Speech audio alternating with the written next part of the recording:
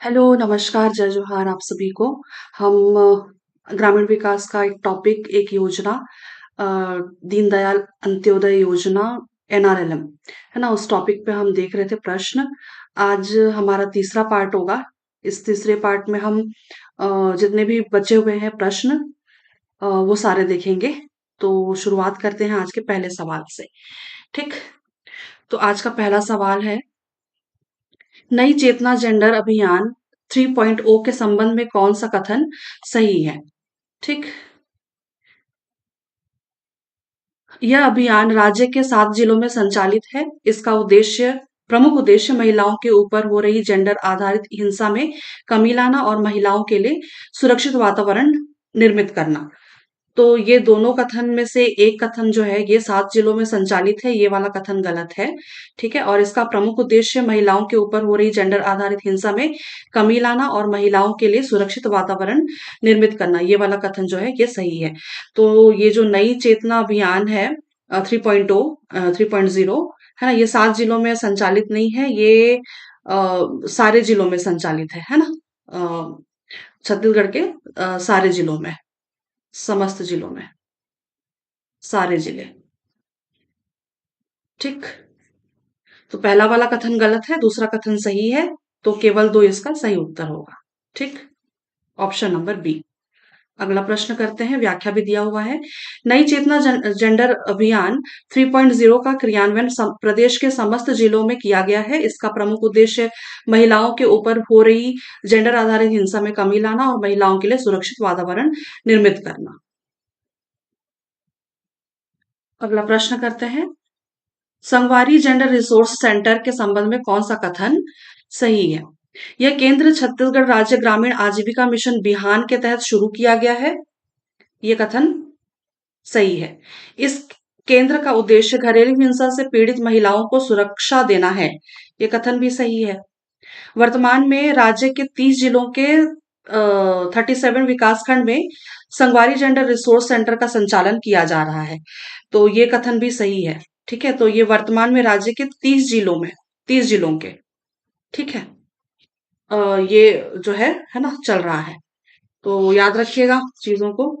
ठीक, तो तीनों के तीनों कथन यहाँ पे सही है। तो उत्तर क्या हो जाएगा? 1, 2, 3। ऑप्शन नंबर डी इसका सही उत्तर है। अगला प्रश्न करते हैं। अगला प्रश्न है यहाँ पे,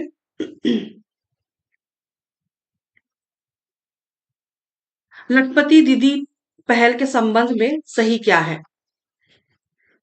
महिलाओं को विभिन्न आजीविका मूलक गतिविधियों, कृषि एवं गैर कृषि के माध्यम से, जैसे कि कृषि, वनोपज, पशुधन, लघु उद्यम और कौशल प्रशिक्षण इत्यादि को समेकित करते हुए समूह सदस्य परिवार की वार्षिक आय को रुपए 1 लाख से अधिक किए जाने का लक्ष्य रखा गया है। ये वाला कथन, लखपति दीदी पहल के संबंध में ये कथन सही है।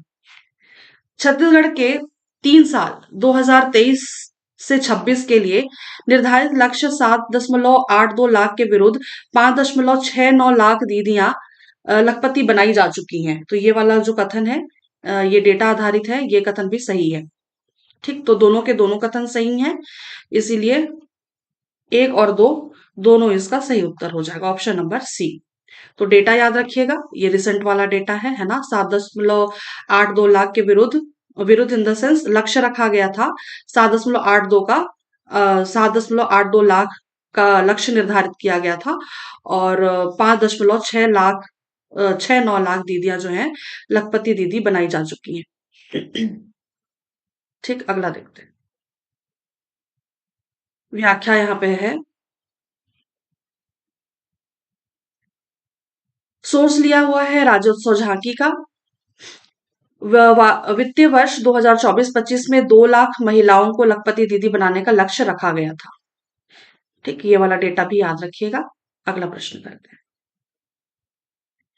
अगला प्रश्न है, आजीविका ग्रामीण एक्सप्रेस योजना AGEY के संबंध में कौन सा कथन सही है? यहाँ पे 3 कथन दिए हुए हैं और इस तरह से प्रश्न बना हुआ है ना? देखते हैं।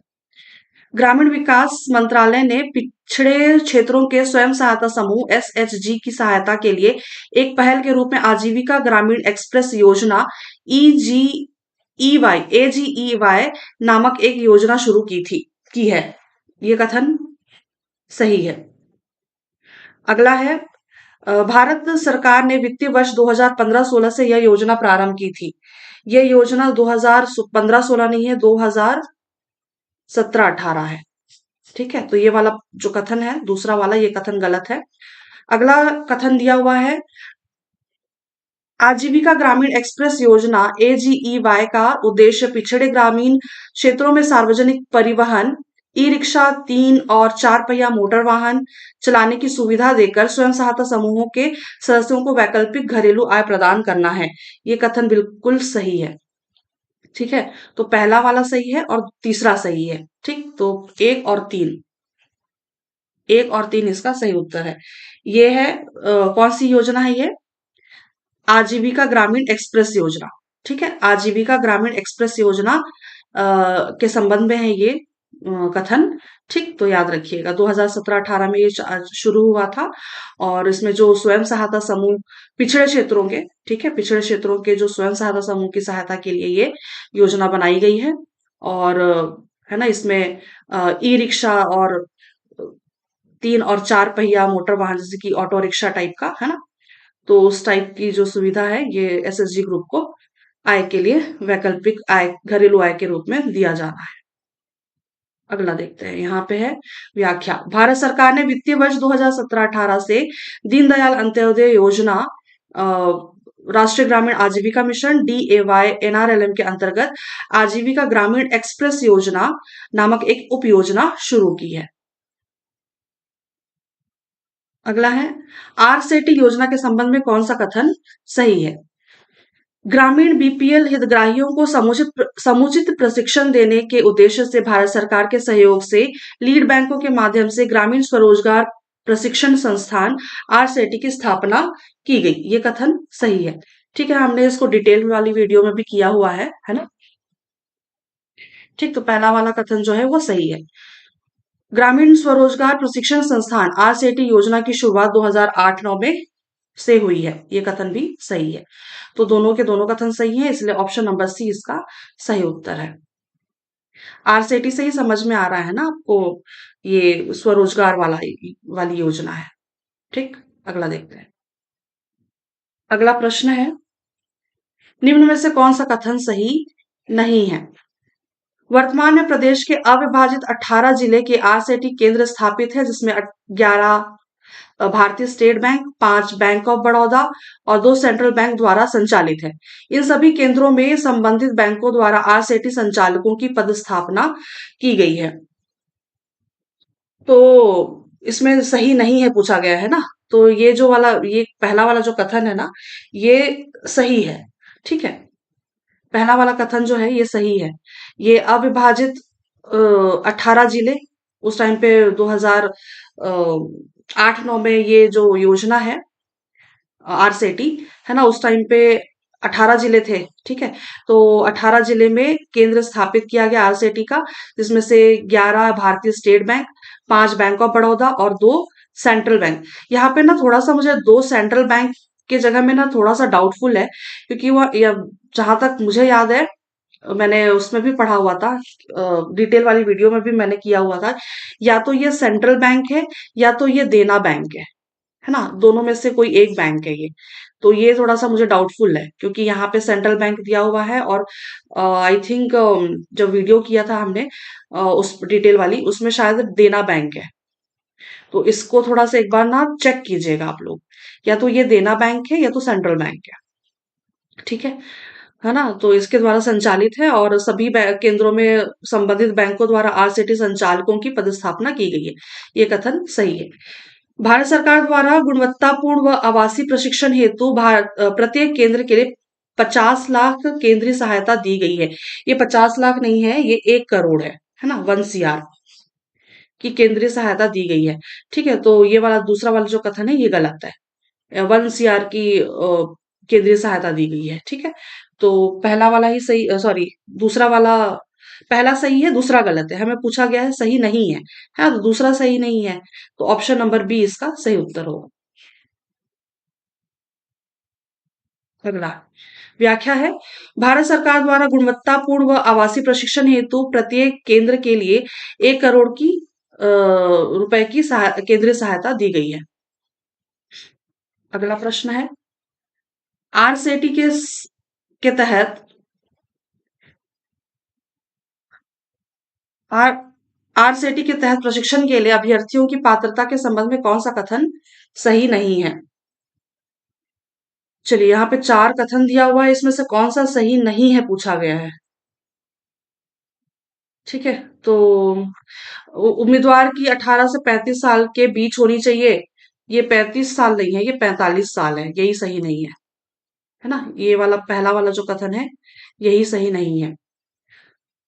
और उम्मीदवार ग्रामीण क्षेत्र का रहने वाला होना चाहिए, सही है। उम्मीदवार गरीबी रेखा से नीचे यानी कि बीपीएल में आना चाहिए, है ना? और ये तो खैर सही है। ठीक, तो बी और सी तो सही है ना? तो ऑप्शन नंबर ए इसका सही उत्तर होगा। उम्मीदवार की उम्र जो है 18 से 45 साल के बीच होनी चाहिए, ना कि 35 साल। ठीक, अगला देखते हैं। यहाँ पे व्याख्या है, आरसीटी में दाखिला लेने के लिए जरूरी योग्यताएं, उम्मीदवार की उम्र 18 से 45 साल के बीच होनी चाहिए, उम्मीदवार ग्रामीण क्षेत्र का रहने वाला होना चाहिए और उम्मीदवार को बीपीएल के नीचे आना चाहिए। अगला, आरसीटी योजना के संबंध में कौन सा कथन सही है? गरीब युवाओं के लिए प्रशिक्षण लागत की प्रतिपूर्ति राज्य सरकार द्वारा की जाती है। ये कथन गलत है, क्योंकि प्रतिपूर्ति जो है ये भारत सरकार द्वारा की जाती है। ठीक है, पहला वाला कथन गलत है। राज्य के समस्त अविभाजित 18 जिलों में संबंधित जिले के लीड बैंक को प्रशिक्षण भवन निर्माण हेतु निःशुल्क भूमि राज्य सरकार द्वारा उपलब्ध कराई जाती है। ये कथन सही है। ठीक, तो जो लीड बैंक है, जो भी अभी देखा हमने, ये 11 state bank, 5 bank of Baroda और 2 सेंट्रल बैंक, है ना? सेंट्रल बैंक या तो फिर देना बैंक, है ना? तो इन बैंकों को प्रशिक्षण भवन निर्माण के लिए, है ना, निःशुल्क भूमि जो है राज्य सरकार द्वारा उपलब्ध कराई जाती है। तो दूसरा वाला सही है, तो केवल 2 इसका सही उत्तर होगा, ऑप्शन नंबर बी। अगला है, यहाँ पे व्याख्या है, ग्रामीण विकास मंत्रालय भारत सरकार ग्रामीण गरीब युवाओं के लिए प्रशिक्षण लागत की प्रतिपूर्ति के अलावा किसी जिले में एक आर सेठी भवन के निर्माण के लिए नेतृत्वकर्ता बैंक की जिम्मेदारी वाले प्रत्येक प्रायोजित बैंक को 2 करोड़ रुपए का अनुदान प्रदान करता है। राज्य सरकारें नाम मात्र के पंजीयन व्ययों के साथ निःशुल्क भूमि प्रदान करती है और प्रशिक्षकों को जुटाने में सहायता करती है। ठीक, अगला देखते हैं, आरसेटी योजना के संबंध में कौन सा कथन सही है? यहाँ पे पूरे प्रश्न नहीं है, अगला स्लाइड में देखेंगे पूरा प्रश्न। आरसेटी के संबंध में कौन सा कथन सही है पूछा गया है, प्रशिक्षण कार्यक्रम की न्यूनतम अवधि 200 घंटे निर्धारित की गई है। ये कथन बिल्कुल सही है। ठीक है, न्यूनतम अवधि 200 घंटे निर्धारित की गई है। प्रशिक्षण कार्यक्रम 3 वर्गों में विभाजित किया गया है। ये कथन भी सही है। और अगला है, राष्ट्रीय व्यावसायिक शिक्षा और प्रशिक्षण परिषद यानी कि एनसीवीईटी और ग्रामीण विकास मंत्रालय द्वारा 64 अनुमोदित प्रशिक्षण कार्यक्रम है। ये कथन भी बिल्कुल सही है। उम्मीदवार अपनी पसंद का कार्यक्रम चुन सकते हैं। ये कथन भी सही है। उम्मीदवार अपने पसंद का कार्यक्रम चुन सकते हैं का मतलब ये है कि जो उम्मीदवार है ना, जिसने एप्लीकेशन दिया हुआ है आरसेटी के लिए, वो अपने पसंद या फिर अपने स्किल के अनुसार अपना वो ट्रेनिंग ले सकते हैं, प्रशिक्षण ले सकते हैं, है ना? तो इसमें चारों के चारों कथन सही हैं। ठीक, ऑप्शन नंबर डी इसका सही उत्तर होगा। यहाँ पे व्याख्या है, प्रशिक्षण हेतु समस्त राशि वहन भारत सरकार द्वारा किया जा रहा है। प्रशिक्षण कार्यक्रम वर्ग 1 हेतु 49 रुपीज, प्रशिक्षण कार्यक्रम वर्ग 2 हेतु 42 रुपए और प्रशिक्षण कार्यक्रम वर्ग 3 हेतु 35.10 रुपए प्रति घंटा प्रति हितग्राही के दर से व्यय का प्रावधान है। ठीक है, तो ये वाली ये सब जो हम डिटेल जो देख रहे हैं ना, ये भी हमने डिटेल वाली वीडियो में हमने कर रखा है। ठीक है, हमने पढ़ा हुआ है ये चीज। ठीक, तो ये याद रखिएगा। वर्ग एक के लिए 49 रुपीज, वर्ग दो के लिए 42 रुपीज, और प्रशिक्षण कार्यक्रम वर्ग तीन के लिए 35.10 रुपए प्रति घंटा प्रति हितग्राही के लिए दिए जाने का प्रावधान है। प्रशिक्षण कार्यक्रम की न्यूनतम अवधि 200 घंटे निर्धारित की गई है, और राष्ट्रीय व्यावसायिक शिक्षा और प्रशिक्षण परिषद एनसीबीईटी और ग्रामीण विकास मंत्रालय द्वारा 64 अनुमोदित प्रशिक्षण कार्यक्रम है। उम्मीदवार अपनी पसंद से अपनी पसंद का कार्यक्रम चुन सकते हैं। ठीक, अगला देखते हैं। अगला प्रश्न है रोशनी कार्यक्रम। रोशनी कार्यक्रम के संबंध में कौन सा कथन सही है? भारत सरकार ने वामपंथी उग्रवाद LWE प्रभावित जिलों में युवाओं को कौशल प्रदान करने और उन्हें रोजगार उपलब्ध कराने के लिए रोशनी कार्यक्रम का शुभारंभ 7 जून 2013 को किया गया। ये कथन सही है। परियोजनाओं को केंद्र और राज्य सरकारों द्वारा 60 अनुपात 40 के अनुपात में संयुक्त रूप से वित्त पोषित किया जाएगा। ये 60-40 का अनुपात नहीं है, ये 75:25 है। ठीक, तो ये याद रखिएगा रोशनी कार्यक्रम में। ठीक है, बहुत सारी ऐसी योजनाएं हैं जिसमें ना ये कंफ्यूज करने के लिए आपको मिल सकता है। ठीक है, तो ये जो रोशनी कार्यक्रम है, क्योंकि मोस्टली हम क्या देखते हैं, 60-40 वाला अनुपात है ना, मोस्टली है ना, राज्य और केंद्र का। तो इसमें याद रखिएगा रोशनी कार्यक्रम में 75-25। ठीक है, 75:25। ये परियोजनाओं को केंद्र और राज्य सरकारों द्वारा 75:25 के अनुपात में संयुक्त रूप से वित्त पोषित किया जाएगा। ठीक है, यहाँ पे 60-40 नहीं है, ये कथन गलत होता है।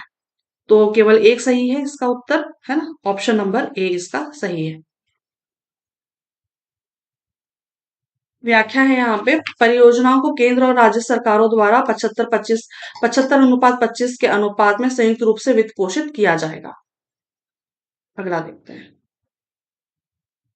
अगला है रोशनी कार्यक्रम के संबंध में कौन सा कथन सही है? 15 से 35 के ग्रामीण बीपीएल युवा लक्ष्य समूह है, ये कथन सही है। महिला अभ्यर्थियों को विशेषकर उपेक्षित जनजाति समूहों पीवीटीजी के व्यक्तियों, विकलांग व्यक्तियों तथा अन्य समूहों विशेष समूहों जिसमें पुनर्वासित किए गए बंधुआ मजदूर, मानव व्यापार पीड़ित व्यक्ति, सर पर मैला ढोने वाले व्यक्ति, किन्नर, HIV से पीड़ित व्यक्ति शामिल हैं कि आयु सीमा अधिकतम 45 है। ये कथन भी सही है। रोशनी परियोजना अंतर्गत 40% महिलाओं को प्रशिक्षण दिया जाना प्रावधानित है। ये कथन भी सही है। तीनों के तीनों कथन सही है यहाँ पे। रोशनी कार्यक्रम के संबंध में 15 से 35 है ना, बीपीएल युवा लक्ष्य है, ग्रामीण बीपीएल युवा, और इसमें पीवीटीजी वाली जनजातियां है ना, विकलांग व्यक्ति, विशेष समूह वगैरह, ये सारी चीजें यहाँ पे है ना, इनकी आयु सीमा है ना 45 है। ठीक है, मतलब ऑब्वियसली, मतलब आप थोड़ा सा लॉजिक अगर देखेंगे ना, तो कुछ ना कुछ आयु सीमा में छूट तो मिलती है। ठीक है, तो ये सारी चीजें याद रखिएगा। और इसके अंतर्गत 40% महिलाओं को प्रशिक्षण दिए जाने का प्रावधान है। ठीक, तो तीनों के तीनों कथन सही हैं, 1, 2 और 3। ऑप्शन नंबर डी इसका सही उत्तर है। अगला है रोशनी कार्यक्रम राज्य के कितने जिले में कार्यरत है? ये 8 जिलों में कार्यरत है। रोशनी कार्यक्रम जो है ये 8 जिले में कार्यरत है। 8 जिले कौन कौन से हैं? कौशल विकास हेतु रोशनी कार्यक्रम जो है ये प्रदेश के 8 अनुसूचित जनजाति बाहुल्य व नक्सल प्रभावित जिले क्रमशः बस्तर, कांकेर, दंतेवाड़ा, सुकमा, बीजापुर, नारायणपुर, कोंडागांव तथा बलरामपुर को शामिल किया गया है। बाकी आप इसमें से चीजों अगर देखेंगे संभाग वाइज, है ना, तो आप देख सकते हैं, है ना, बस्तर, कांकेर, दंतेवाड़ा, सुकमा, बीजापुर, नारायणपुर और कोंडागांव, ये बस्तर संभाग हो गया। बलरामपुर ही एक ऐसा है जो सरगुजा संभाग में आता है। ठीक है, तो 8 जिले हैं, बस्तर संभाग में 7 जिले। ठीक है, और फिर बलरामपुर को एक्स्ट्रा याद रख लीजिएगा, है ना। और बलरामपुर भी आप लोग अगर नक्शा आप लोगों को पता होगा छत्तीसगढ़ का, तो ये भी नक्सल प्रभावित क्षेत्र ही है ना, अनुसूचित जनजाति नक्सल प्रभावित क्षेत्र बलरामपुर, क्योंकि ये झारखंड के बॉर्डर में आता है बलरामपुर, है ना। ठीक है, चलिए अगला देखते हैं। झारखंड का बॉर्डर नहीं, मतलब छत्तीसगढ़ का ही बॉर्डर है, बट झारखंड लग जाता है ना। ठीक, अगला है, कृषक उत्पादक कंपनी के संबंध में कौन सा कथन सही है? छत्तीसगढ़ राज्य ग्रामीण आजीविका मिशन अंतर्गत महिला कृषकों के उत्पाद के मूल्य संवर्धन एवं विपणन हेतु लघु एवं सीमांत महिला कृषक उत्पादकों को बाजार से जुड़ाव एवं ऋण प्राप्ति आदि चुनौतियों से उबारने हेतु महिला कृषक उत्पादक कंपनी का गठन किया गया है। ये बिल्कुल सही है। ठीक है। और योजना के अंतर्गत राज्य के 7 जिलों में कृषक उत्पादक कंपनी का गठन किया जा चुका है। ये 7 जिले नहीं है, ये 15 जिले हैं। ठीक है, 15 जिले। योजना के अंतर्गत 15 जिलों में कृषक उत्पादक कंपनी का गठन किया जा चुका है। ठीक, तो ये मूल्य संवर्धन, विपणन यानी मार्केटिंग वगैरह है ना, तो लघु एवं सीमांत महिला कृषक उत्पादकों को बाजार से जुड़ाव और ऋण प्राप्ति आदि चुनौतियों से उबारने के लिए ये कंपनी का गठन किया गया है। ठीक है, तो कौन सा कथन सही है पूछा गया है, तो केवल एक ही सही है इसमें, है ना। तो केवल एक इसका सही उत्तर हो जाएगा, ऑप्शन नंबर ए। अगला व्याख्या दिया हुआ है, योजना का विवरण है। छत्तीसगढ़ सॉरी छत्तीसगढ़ राज्य ग्रामीण आजीविका मिशन अंतर्गत महिला कृषकों के उत्पाद के लिए मूल्य संवर्धन एवं विपणन हेतु लघु एवं सीमांत महिला कृषकों को बाजार से जुड़ाव एवं ऋण प्राप्ति आदि चुनौतियों से उबारने के लिए महिला कृषक उत्पादक कंपनी का गठन किया गया है। पात्रता, ऐसी महिलाएं जो स्वयं सहायता समूह की सक्रिय सदस्य हो। ठीक है, और अद्यतन जानकारी और कोई जानकारी है इसमें, एक्स्ट्रा जानकारी है कि योजना के अंतर्गत 15 जिलों बस्तर, सरगुजा, सूरजपुर, राजनांदगांव, धमतरी, खैरागढ़, छुईखदान, गंडई, कोंडागांव, कोरिया, बलरामपुर, कांकेर, जशपुर, गरियाबंद, दंतेवाड़ा, रायपुर और रायगढ़, तो ये 15 जिले हैं, है ना। इसमें इन जिलों में कृषक उत्पादक कंपनी एफपीओ का गठन कर अब तक कुल 45,655 महिला किसानों को शेयरधारक के रूप में जोड़ा गया है। ठीक, तो ये वाला डेटा भी याद रख लीजिएगा, है ना। बाकी इसमें जो 15 जिले हैं, क्या पता ऐसे प्रश्न आ जाए कि कौन सा जिला शामिल नहीं है ना। तो ये जिलों को आप चाहें तो इसका स्क्रीनशॉट ले लीजिए। ठीक, चलिए अगला देखते हैं। अगला प्रश्न है यहाँ पे, उत्पादक समूह के संबंध में कौन सा कथन सही है?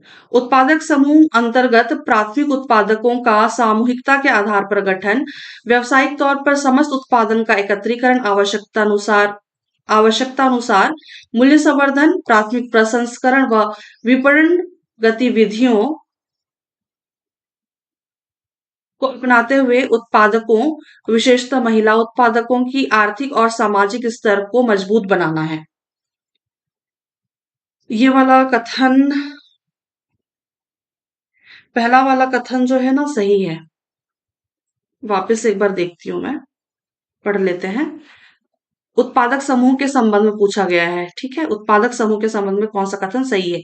उत्पादक समूह के अंतर्गत प्राथमिक उत्पादकों का सामूहिकता के आधार पर गठन, व्यावसायिक तौर पर समस्त उत्पादन का एकत्रीकरण, आवश्यकता अनुसार मूल्य संवर्धन, प्राथमिक प्रसंस्करण व विपणन गतिविधियों को अपनाते हुए उत्पादकों, विशेषतः महिला उत्पादकों की आर्थिक और सामाजिक स्तर को मजबूत बनाना है। हाँ, बिल्कुल सही है ये कथन। ठीक है, ये कथन बिल्कुल सही है। मतलब आप ये समझ सकते हैं ना कि प्राथमिक उत्पादक सामूहिकता के आधार पर ये गठन हो रहा है ना। व्यावसायिक तौर पर उनको जो भी महिलाएं होंगी, है ना, उनकी जो भी, क्या कहना चाहिए, उनके जो प्रोडक्ट्स हैं, उत्पाद हैं, है ना, उनको मार्केट तक कैसे पहुंचाना है उनका प्राथमिक प्रसंस्करण, मतलब उनका प्राइमरी, मतलब उसका, मेरे जुबान पे नहीं आती है चीजें कई बार, है ना? उनका मूल्य संवर्धन, उनका मूल्य डिसाइड करना, है ना? उनका उसका प्रोसेस करना, है ना? प्रोसेसिंग उन उत्पादों का, है ना? प्रोसेसिंग वगैरह, फिर उनको मार्केट तक किस प्रकार पहुंचाना चाहिए, उसका मार्जिन कितना होना चाहिए, है ना? ये सारी चीजें, कि अगर आप इतने में सामान आपने खरीदा है तो उसको मार्केट तक पहुंचाने में आपको कितना उसका मूल्य होना चाहिए। तो ये सारी जो चीजें हैं, है ना, यही यही चीजें इसमें बताई हुई है उत्पादकों को, विशेषकर महिला उत्पादकों की, उनकी मतलब ये सारी चीजें अगर वो करेंगी तो उनकी आर्थिक और सामाजिक स्तर जो है वो बढ़ेगी, मजबूत होगी, है ना? इसके बाद का कथन जो है, उत्पादक समूह के अंतर्गत राशि 2 लाख रुपए दिया जाता है, जिसमें 1.5 लाख रुपए कार्यशील पूंजी और 50,000 रुपए आधारभूत संरचनाओं के लिए है। तो ये कथन भी बिल्कुल सही है। ये कार्यशील पूंजी यानी कि वर्किंग कैपिटल, है ना? वर्किंग कैपिटल के रूप में दिया जाता है 1.5 लाख रुपए, और 50,000 रुपए उसकी आधारभूत संरचनाओं के लिए। ठीक, तो दोनों के दोनों कथन सही हैं, है ना? एक और दो दोनों।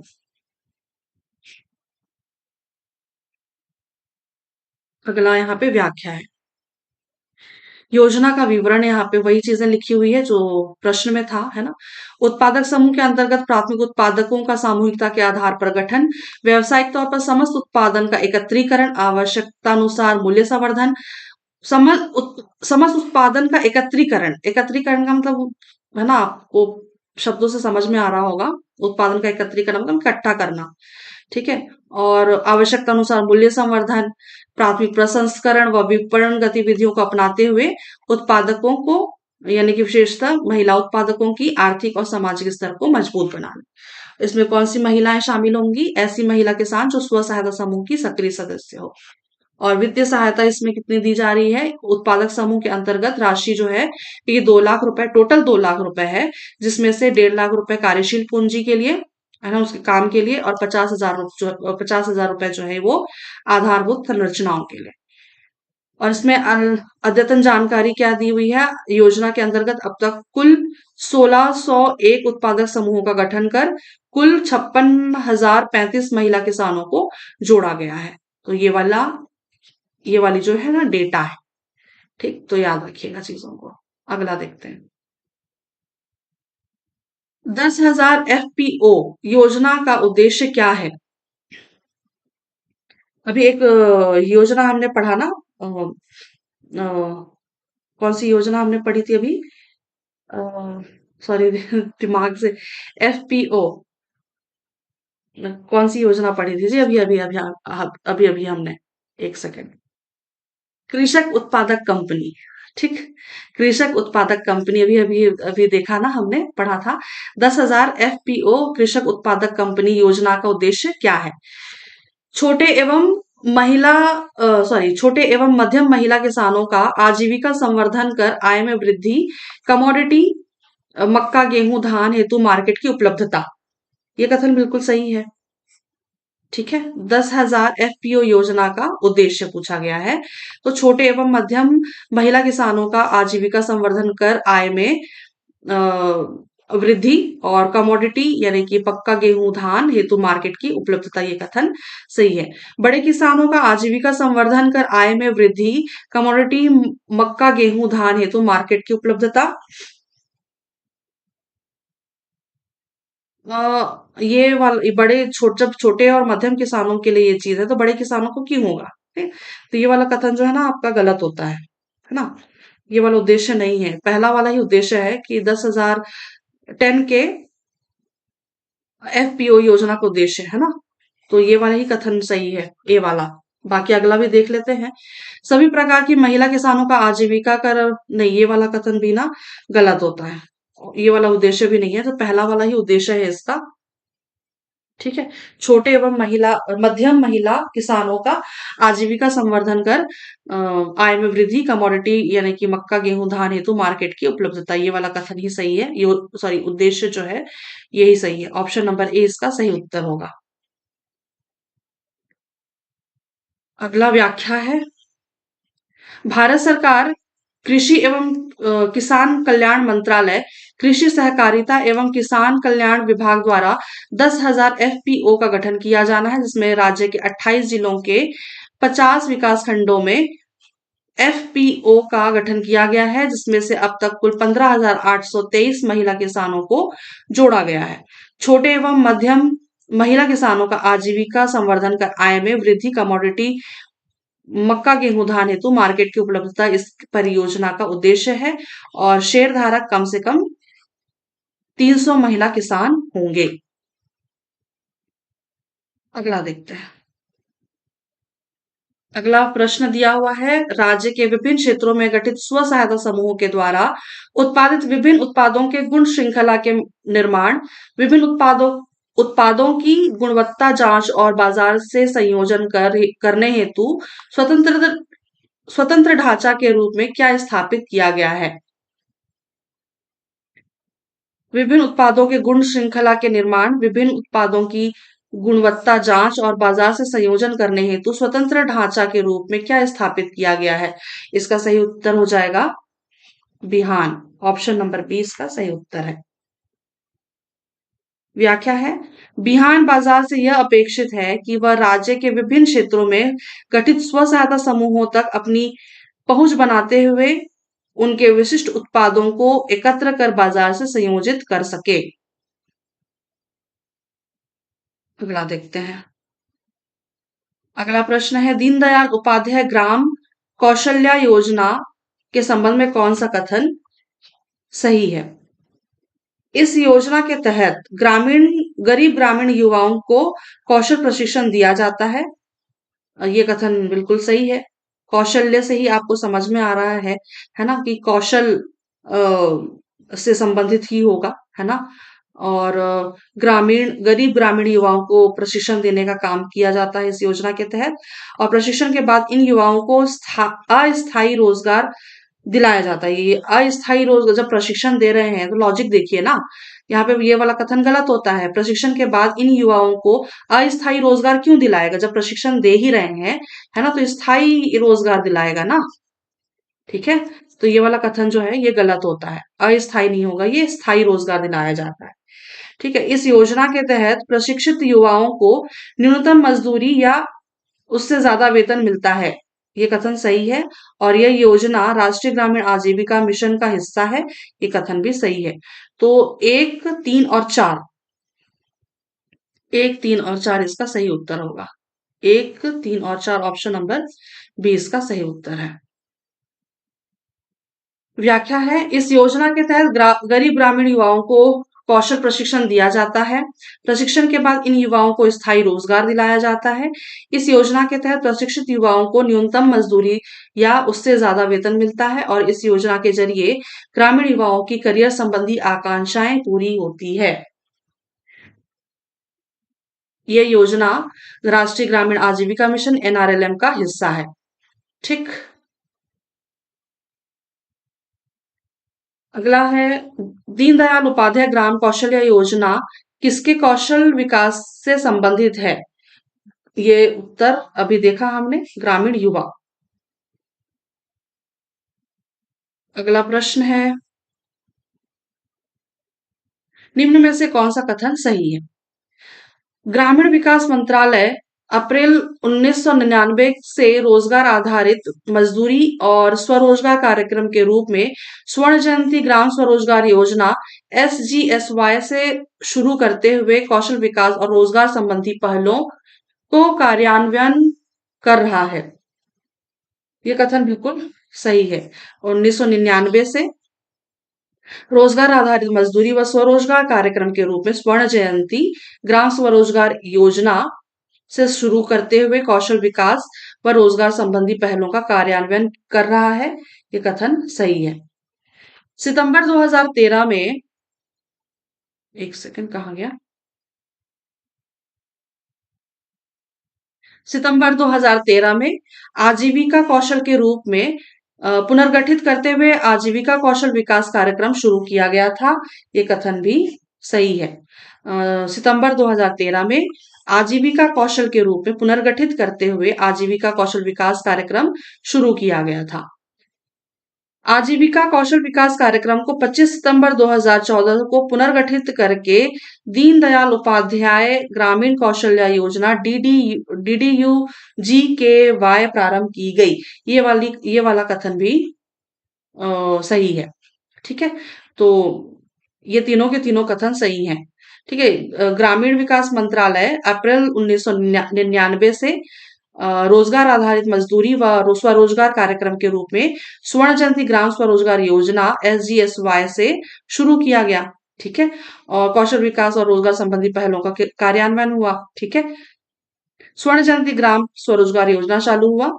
ठीक है, और फिर सितंबर 2013 में आजीविका कौशल के रूप में इसी को पुनर्गठित करके आजीविका कौशल विकास कार्यक्रम शुरू किया गया, और फिर आजीविका कौशल विकास के कार्यक्रम को ही 25 सितंबर 2014 में फिर से पुनर्गठित करके डीडीयू जीकेवाई यानी कि दीनदयाल उपाध्याय ग्रामीण कौशल्य योजना शुरू किया गया। तीनों के तीनों कथन जो है सही है। ऑप्शन नंबर डी इसका सही उत्तर होगा। अगला प्रश्न है, निम्नलिखित में से कौन सा कथन डीडीयू जीकेवाई के संबंध में सही है? डीडीयू जीकेवाई परियोजना का वित्त पोषण सभी राज्यों में 75:25 के अनुपात में केंद्र और राज्य द्वारा किया जाता है। तो यहाँ पे देखिए फिर से वही चीजें आ गई। कोई अभी हमने देखा रोशनी कार्यक्रम है ना, तो उसमें हमने देखा था उसका जो वित्त पोषण था वो 60-40 का था। ठीक है, 60-40 सॉरी, उसका वित्त पोषण था 75-25 का। और ये याद रखिए कि डीडीयू जीकेवाई है ना, इसमें जो है इसका ये 75-25 नहीं है, यहाँ पे इसका अनुपात जो होगा वो 60-40 का अनुपात होगा। ठीक है, 60:40।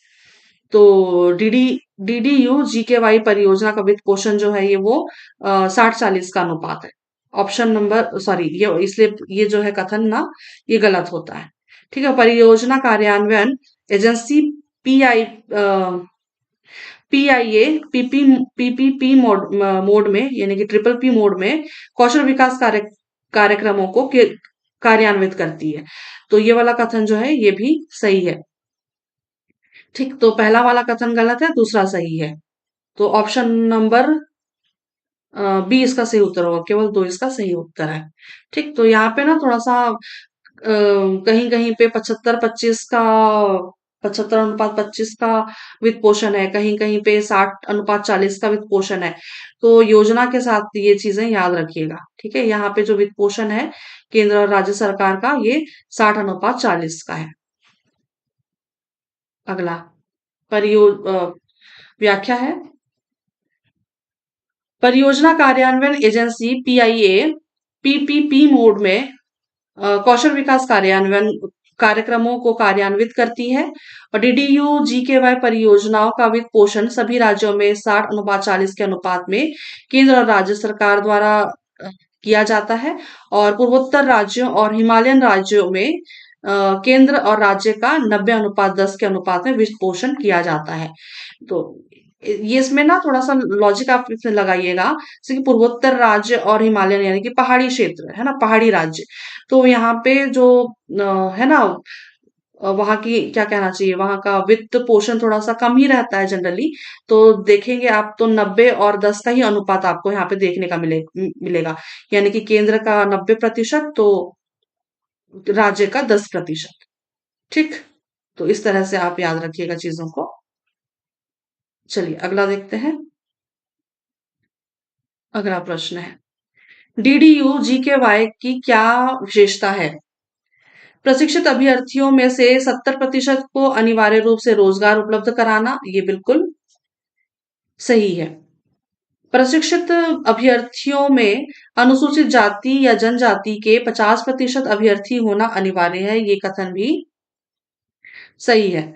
प्रशिक्षित प्रशिक्षित अभ्यर्थियों में 40% अभ्यर्थी महिला होना अनिवार्य है। ये भी हमने जब डिटेल वाली वीडियो की थी ना, तो इसको भी हमने पढ़ा था, ये 33% है। ठीक है, याद रखिएगा। प्रशिक्षित अभ्यर्थियों में 33% जो है अभ्यर्थी वो महिला होना अनिवार्य है, और इसमें हमने 15% पढ़ा था अल्पसंख्यक। ठीक है, अब प्रशिक्षित अभ्यर्थियों में 15% अभ्यर्थी जो है ये अल्पसंख्यक होना अनिवार्य है। तो तीसरा और चौथा जो है ये अपना गलत होता है ना, तीसरा और चौथा गलत है। बाकी पहला और दूसरा इसका सही है। हमें पूछा क्या है, विशेषता पूछा है ना। तो एक और दो ऑप्शन नंबर बी इसका सही उत्तर होगा। ठीक, अगला देखते हैं। व्याख्या दिया हुआ है, डीडीयू जीकेवाई की विशेषता प्रशिक्षित अभ्यर्थियों में से 70% को अनिवार्य रूप से रोजगार उपलब्ध कराना, और सामाजिक रूप से वंचित वर्गों अर्थात अनुसूचित जाति या अनुसूचित जनजाति 50%, अल्पसंख्यक 50% और महिलाएं 33% के का होना अनिवार्य है। ठीक, अनिवार्य कवरेज। अगला प्रश्न करते हैं। अगला प्रश्न है, डीडीयू जीकेवाई योजना के अंतर्गत पात्रता के संबंध में कौन सा कथन सही है। ठीक, 15 से 35 वर्ष की आयु के निर्धन ग्रामीण युवक डीडीयू जीकेवाई के लिए लक्ष्य समूह हैं। ये कथन आपका क्या हो जाएगा, सही है ना। और महिला अभ्यर्थियों और विशेषकर उपेक्षित जनजातीय समूह यानी कि पीटीजी लिखा हुआ है यहाँ पे, ठीक है, कि व्यक्तियों विकलांग व्यक्तियों तथा अन्य विशेष समूहों जिसमें पुनर्वासित किए गए बंधुआ मजदूर, अवैध व्यापार से पीड़ित व्यक्ति, सर पर मैला ढोने वाले व्यक्ति, किन्नर, एचआईवी से पीड़ित व्यक्ति शामिल हैं कि अधिकतम आयु 45 वर्ष होगी। ये वाला कथन भी जो है सही है। ठीक, तो पहला भी सही है, दूसरा भी सही है। तो ऑप्शन नंबर सी इसका सही उत्तर होगा। एक और दोनों सही हैं। ठीक, अगला देखते हैं। डीडीयू जीकेवाई योजना के अंतर्गत निर्धनों का निर्धारण कैसे किया जाएगा। तो यहाँ पे 4 ऑप्शंस दिए हुए हैं, इसमें से आपका सही उत्तर क्या हो जाएगा, गरीब की भागीदारी पूर्ण पहचान, पीआईपी। ठीक है, पीआईपी के थ्रू इसकी पहचान की जाएगी। इसका सही उत्तर होगा ऑप्शन नंबर डी। अगला देखते हैं, व्याख्या है, निर्धनों का भागीदारी पूर्ण निर्धारण पीआईपी नामक प्रक्रिया के जरिए निर्धनों का निर्धारण किया जाएगा। यह प्रक्रिया एनआरएलएम के कार्यनीति का एक महत्वपूर्ण घटक है। ठीक, अगला प्रश्न करते हैं। निम्न में से क्या डीडीयू जीकेवाई की प्रमुख विशेषता है। रोजगार के स्थान पर प्रशिक्षण में विशेष जोर, ये वाला तो गलत ही है ना। ये इसकी प्रमुख विशेषता नहीं है। रोजगार के स्थान में प्रशिक्षण को क्यों विशेष जोर देंगे, है ना। तो लाभ प्राप्त करने में गरीबों व उपेक्षितों की सहायता करना, ये कथन सही है। कार्यक्रम की समावेशी रूपरेखा, ये कथन भी सही है। और परिणाम उन्मुख रूपरेखा, ये कथन भी सही है। ठीक, तो 2, 3 और 4 ऑप्शन नंबर बी में इसका सही उत्तर दिख रहा है। ठीक, ऑप्शन नंबर बी इसका सही है। अगला यहाँ पे व्याख्या दिया हुआ है, देखते हैं। प्रशिक्षण के स्थान पर करियर में प्रगति पर जोर। ठीक है, यहाँ पे प्रगति पर, करियर में प्रगति पर जोर उसकी विशेषता है। यहाँ पे जो प्रशिक्षण, जो ऑप्शन में कथन में जो प्रश्न में जो लिखा हुआ था प्रशिक्षण, उसके जगह में करियर में प्रगति पर जोर। रोजगार जारी करने, करियर में प्रगति और विदेशों में नियोजन के लिए प्रोत्साहन। ठीक है, तो ये पहली विशेषता ये हो जाती है। दूसरी विशेषता है परिणामोन्मुख रूपरेखा, कम से कम 70% प्रशिक्षित अभ्यर्थियों के नियोजन की गारंटी। ठीक है, ये दूसरी विशेषता हो जाएगी। और फिर लाभ प्राप्त करने में गरीबों और उपेक्षितों की सहायता करना, राष्ट्रीय और अंतर्राष्ट्रीय बाजार की मांग पर आधारित कौशल प्रशिक्षण कार्यक्रमों के वित्त पोषण के माध्यम से मांग आधारित रूपरेखा। ठीक है, मांग जैसे डिमांड होगी, जैसी मांग होगी हाँ, मतलब मार्केट में, है ना, जॉब के लिए, है ना, तो उसी हिसाब से फिर प्रशिक्षण के कार्यक्रम भी चलाए जाएंगे। तो ये है, राष्ट्रीय और अंतर्राष्ट्रीय बाजार में मांग पर आधारित कौशल प्रशिक्षण होगी, और फिर मांग के आधार पर ही उनको नौकरी दी जाएगी, रोजगार दिया जाएगा। अगला है पॉइंट, कार्यक्रम की समावेशी रूपरेखा। सामाजिक रूप से वंचित वर्गों, अनुसूचित जातियों या अनुसूचित जनजातियों की 50%, अल्पसंख्यकों की 15% और महिलाओं की 33% की अनिवार्य कवरेज है।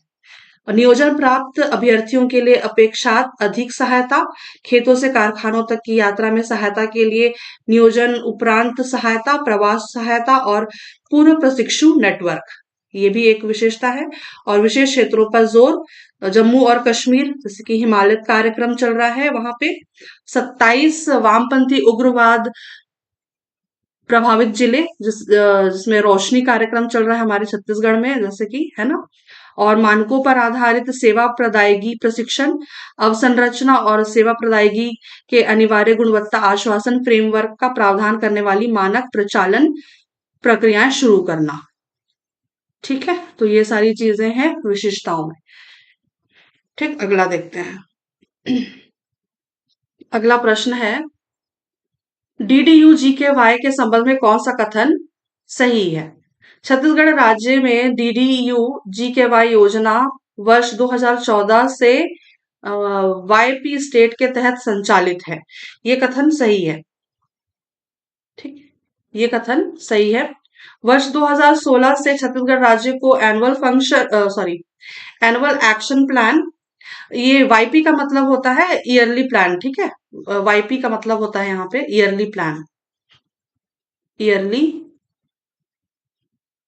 प्लान। ठीक है, ईयरली प्लान स्टेट। ठीक है, तो इसके थ्रू ये चल रहा है। पहला जो कथन है ना, इसलिए ये सही है। 2014 से ईयरली प्लान स्टेट के तहत संचालित है। और फिर वर्ष 2016 से छत्तीसगढ़ राज्य को एनुअल एक्शन प्लान का दर्जा प्राप्त हुआ, जिसके पश्चात योजना कार्यान्वयन संबंधी महत्वपूर्ण निर्णय राज्य स्तर पर लिया जाता है। ठीक, तो ये वाला भी कथन जो है सही है। ठीक, दोनों कथन सही हैं। अगला प्रश्न देख लेते हैं। ऑप्शन, दोनों कथन सही है, इसलिए इसका सही उत्तर क्या हो जाएगा? Option number C. व्याख्या देखते हैं एक बार। किसी भी राज्य को वाईपी यानी कि ईयरली प्लान स्टेट से एपी यानी कि एनुअल एक्शन प्लान स्टेट का दर्जा तब मिलता है जब वह निम्न पात्रता को पूरा करता है। एनआरएलएम में अलग से कौशल एवं रोजगार प्रकोष्ठ स्थापित करना, ठीक है। और फिर डीडीयू जीकेवाई के लिए पूर्णकालिक मुख्य प्रचालन अधिकारी यानी कि सीओओ या फिर कार्यक्रम प्रबंधक जो कौशल से संबंधित होगा, उनको नियुक्त करना।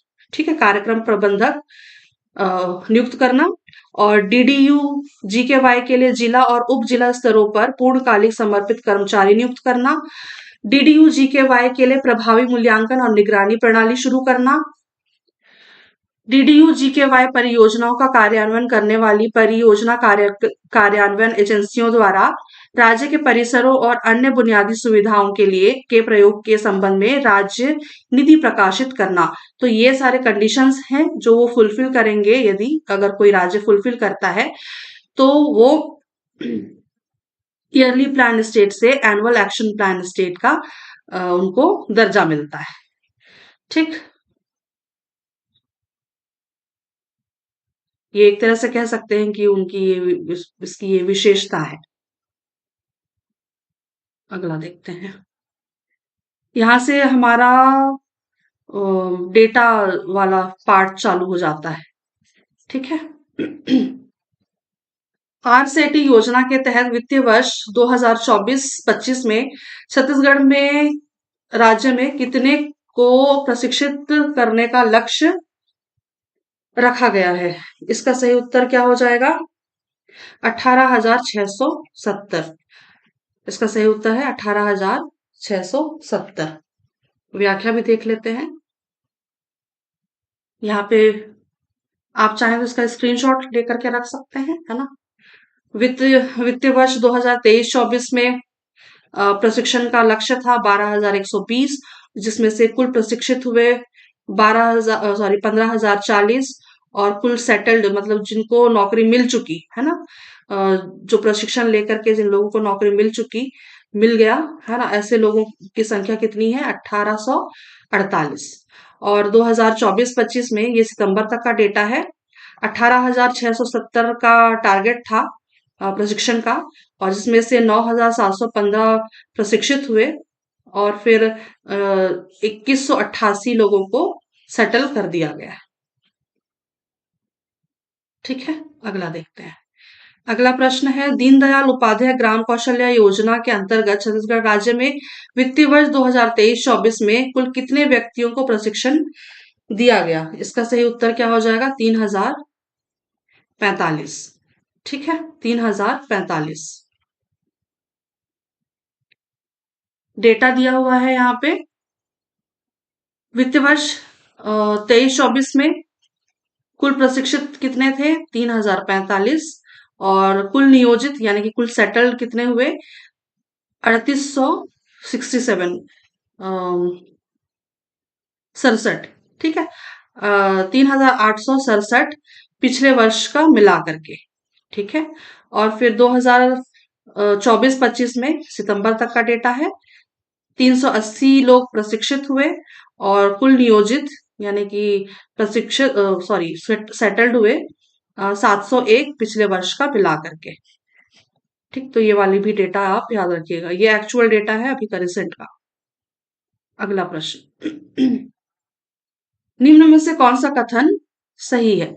छत्तीसगढ़ राज्य में कुल एनआरएलएम लक्षित परिवारों की संख्या 31,93,288 है। ये कथन, ये डेटा सही है। लक्षित परिवारों में से 29,01,803 गरीब परिवारों को की महिलाओं को 2,74,407 स्व सहायता समूहों से जोड़ा गया है। ये वाला डेटा भी जो है सही है ना? ये दोनों डेटा सही है, और दोनों कथन सही है ना? इसीलिए इसका सही उत्तर क्या हो जाएगा? ऑप्शन नंबर सी, एक और दो दोनों सही है। ठीक, तो डेटा याद रखिएगा, एनआरएलएम लक्षित परिवारों की संख्या इतनी है, 31,93,288, और लक्षित परिवारों में से 29,01,803 गरीब परिवार की महिलाओं को 2,74,407 स्व सहायता समूह से जोड़ा गया है। अगला प्रश्न है, छत्तीसगढ़, सॉरी, निम्न में से कौन सा कथन सही है पूछा गया है? छत्तीसगढ़ राज्य में कुल 15,243 ग्राम संगठन का गठन किया गया है। ये कथन बिल्कुल, और ये डेटा भी बिल्कुल सही है। छत्तीसगढ़ राज्य में कुल 472 संकुल स्तरीय संगठन का गठन किया गया है। हमने 472 नहीं पढ़ा था, हमने पढ़ा था 572, है ना? ये हमने पढ़ा था 572। छत्तीसगढ़ राज्य में 572 संकुल स्तरीय संगठन का गठन किया गया है, 472 नहीं। ठीक, तो ये वाला जो कथन है ये गलत होता है, ये डेटा गलत है। सिर्फ एक ही सही है, 15,293 ग्राम संगठन का गठन किया गया है, तो सिर्फ केवल एक इसका सही उत्तर है, ऑप्शन नंबर ए इसका सही उत्तर होगा। याद रखिएगा, 572 संकुल स्तरीय संगठन का गठन किया गया है। प्रदेश में गठित स्व सहायता समूह को आवश्यक सहयोग करने हेतु 15,243 ग्राम संगठन एवं 572 संकुल स्तरीय संगठन का गठन किया गया है। अगला है, राज्य में कितने संकुल स्तरीय संगठनों को मॉडल संकुल स्तरीय संगठन के रूप में विकसित किए जाने हेतु कार्य किया जा रहा है? यहाँ पे ऑप्शंस दिए हुए हैं, इसका सही उत्तर हो जाएगा 253। बाकी सारे डेटास को ना आप बिल्कुल ध्यान मत दीजिए, क्योंकि आप एक्चुअल जो मैं आपको आंसर बता रही हूँ ना, मैं इसीलिए बाकी सारे ऑप्शंस रीड नहीं कर रही हूँ, क्योंकि है ना, कंफ्यूजन होता है इससे, है ना? तो डायरेक्ट याद रखिए, 553। प्रश्न क्या था? राज्य में कितने संकुल स्तरीय संगठनों को मॉडल संकुल स्तरीय संगठन के रूप में विकसित किए जाने हेतु कार्य किया जा रहा है? तो उत्तर क्या याद रखिएगा? 553। 553 बोला मैंने, 253। ठीक है, 253। ठीक है, याद रखिएगा, 253। प्रश्न है अगला, निम्न में से कौन सा गठन सत्य है। यहाँ पे गठन दिया हुआ है कि कथन होगा, यहाँ पे गठन नहीं होगा, कथन होगा, है ना। आजीविका मिशन अंतर्गत प्रदेश के 33 जिलों के 146 विकास खंडों में आर्थिक एवं सामाजिक रूप से कमजोर समुदायों, वर्गों यथा विशेष पिछड़ी जनजाति, दिव्यांग महिला मुखिया परिवार, भूमिहीन कृषकों एवं अन्य विशेष वर्गों को प्राथमिकता पूर्वक स्व सहायता समूहों में संगठित कर उनके आर्थिक एवं सामाजिक विकास हेतु विशेष प्रयास किया जा रहा है। ये कथन सही है। अगला है, महिला मुखिया परिवार के सामाजिक समावेशन हेतु राज्य को नेशनल स्कॉच गोल्ड अवार्ड से सम्मानित किया गया है। ये कथन ये कथन गलत है। महिला मुखिया परिवार के सामाजिक समावेशन हेतु राज्य को नेशनल स्कॉच गोल्ड अवार्ड से सम्मानित किया गया है। ये दरअसल महिला मुखिया परिवार नहीं है।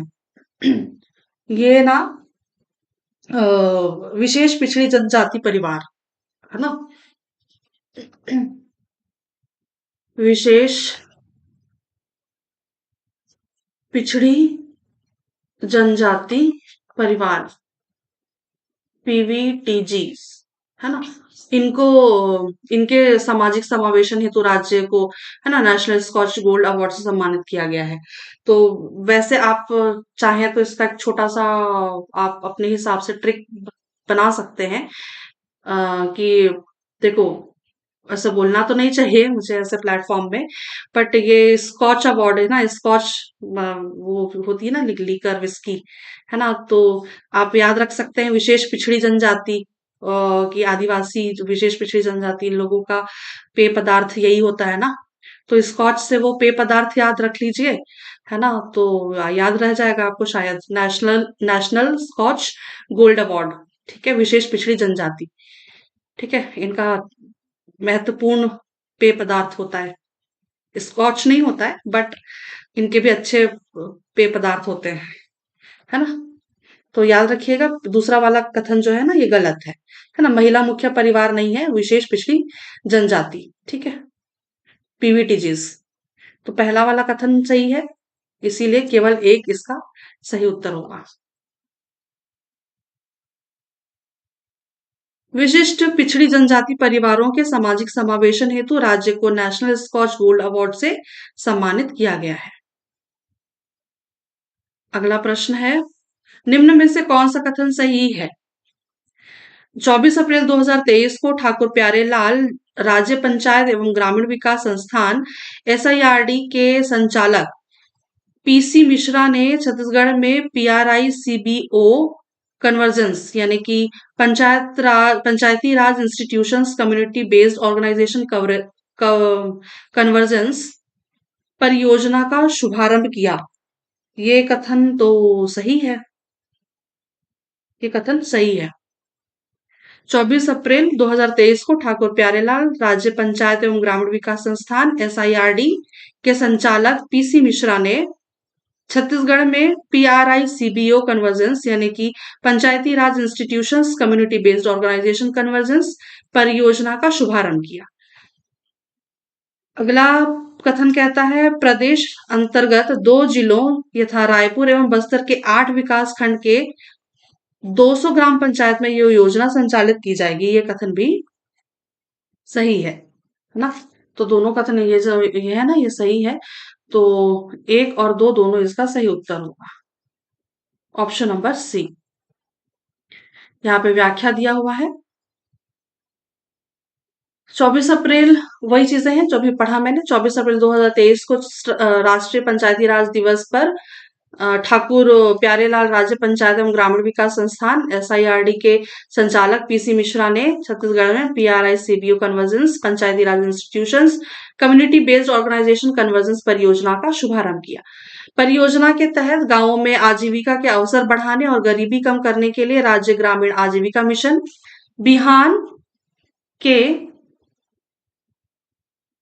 सामुदायिक संगठनों और ग्राम पंचायतों के अभिसरण यानी कि कन्वर्जेंस से मिशन के अंतर्गत गठित स्व सहायता समूहों को उद्यमशील बनाया जाएगा।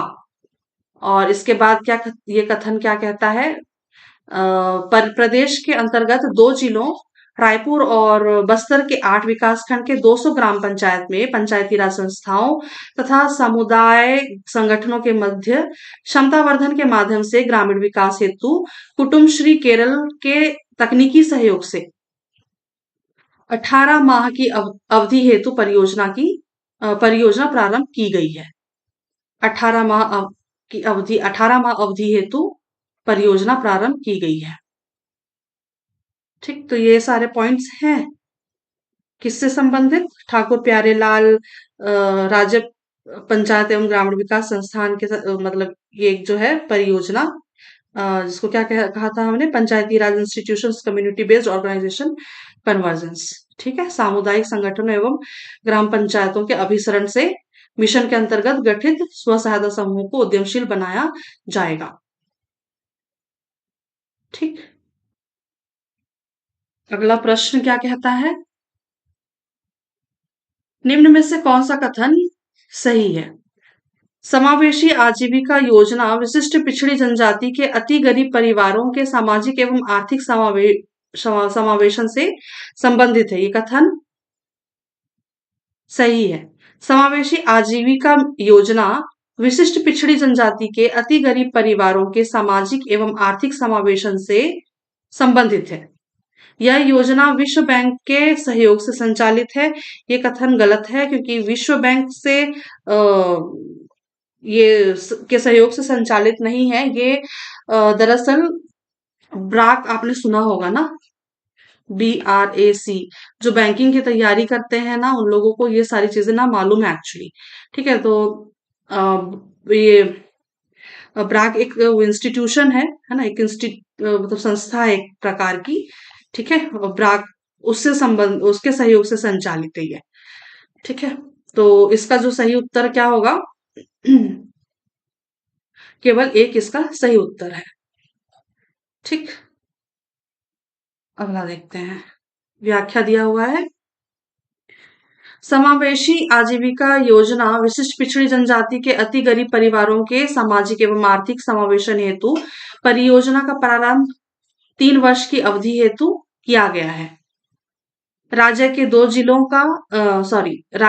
जिलों तथा 3-4 विकासखंड में ब्राक संस्था के तकनीकी सहयोग से ये योजना का संचालन किया जाना है। ब्राक का मतलब मैं कैसे एक्सप्लेन करूं? ब्राक एक तरह का एक संस्था है ना, जिसमें बांग्लादेश मतलब ये जो ब्राक है ना ये बांग्लादेश से मतलब वहां की एक संस्था थी कहना चाहिए, है ना। बांग्लादेश रूरल एडवांसमेंट कमेटी करके इसका फुल फॉर्म है। लेकिन इसमें अभी ये जो संस्था है ये अभी भारत में भी चालू हो गई है ना। मतलब हाल ही में, बहुत ज्यादा पुराना नहीं है। बहुत मतलब कहना चाहिए ब्राक इंटरनेशनल करके है हमारे भारत में। और इसमें मेरे ख्याल से 5 राज्य हैं। 5 राज्य हैं, जैसे कि इसमें महाराष्ट्र, छत्तीसगढ़, तमिलनाडु, कर्नाटक और तेलंगाना, जहाँ पे ना थोड़ा सा क्या कहना चाहिए PVTGs लोग जहाँ पे मतलब गरीब परिवार, गरीब समुदाय जहाँ पे बहुत ज्यादा है, ऐसी जगह पे ये कार्यक्रम चल रहा है ब्राक इंटरनेशनल का भारत में, है ना। तो मतलब इसको कहना चाहिए अल्ट्रा पुअर ग्रेजुएशन इनिशिएटिव करके एक मीडियम है ना। इसके थ्रू ये गतिविधियां चल रही है। इसमें बहुत इनका मतलब मेन पर्पस क्या है कि जो गरीब परिवार है या फिर गरीब समुदाय जो है ना उनको गरीबी से बाहर निकालना, मतलब उनकी आजीविका को और उनके कौशल डेवलपमेंट मतलब कौशल विकास के लिए काम करना, उनकी सामाजिक सहायता करना, इस तरह के काम करती है ब्राक संस्था। ठीक है, चलिए अगला प्रश्न करते हैं। अगला प्रश्न है, महिला कृषक उत्पादक कंपनी के विषय में कौन सा कथन सही है? छत्तीसगढ़ राज्य ग्रामीण आजीविका मिशन अंतर्गत महिला कृषकों के उत्पाद के मूल्य संवर्धन एवं विपणन हेतु लघु एवं सीमांत महिला कृषक उत्पादकों को बाजार से जुड़ाव एवं ऋण प्राप्ति आदि चुनौतियों से उबारने हेतु महिला कृषक उत्पादक कंपनी का गठन किया गया। आई थिंक ये प्रश्न हमने किया है ना थोड़ी देर पहले। ये वाला जो कथन है ना, ये सही है। ये प्रश्न हमने आई थिंक किया हुआ है। ठीक है। तो अगला कथन कहता है कि छत्तीसगढ़ राज्य में 10 महिला कृषक उत्पादक कंपनी का गठन किया गया है। ये कथन गलत है। हमने थोड़ी देर पहले ये प्रश्न किया है। इसका सही उत्तर होगा 15, है ना। 15 महिला कृषक उत्पादक कंपनी का गठन किया गया है। पहला वाला कथन सही है, दूसरा गलत है। तो केवल एक इसका सही उत्तर होगा। ठीक, अगला प्रश्न देखते हैं। राज्य में अब तक जिला बस्तर, राजनांदगांव, धमतरी, कांकेर, जशपुर, कोंडागांव, कोरिया, सूरजपुर, बलरामपुर, सरगुजा, गरियाबंद एवं रायपुर में कुल 15 महिला कृषक उत्पादक कंपनी का गठन किया गया है। ये प्रश्न हमने किया है। ठीक है। छत्तीसगढ़ राज्य ग्रामीण आजीविका मिशन अंतर्गत महिला कृषक उत्पादक कंपनी को कितनी राशि उपलब्ध कराई जाती है? इसका सही उत्तर क्या होगा? 50 लाख। ठीक। छत्तीसगढ़ राज्य ग्रामीण आजीविका मिशन के अंतर्गत महिला कृषक उत्पादक कंपनी को कितनी राशि उपलब्ध कराई जाती है? उत्तर क्या होगा? 50 लाख। मिशन अंतर्गत वही चीजें यहाँ पे लिखी हुई है। मिशन के अंतर्गत कृषि उत्पादक कंपनी को 50 लाख रुपए दिया जाता है, जिसमें 45 लाख रुपए कार्यशील पूंजी यानी कि वर्किंग कैपिटल और 5 लाख रुपए आधारभूत संरचनाओं के लिए दिए जाते हैं।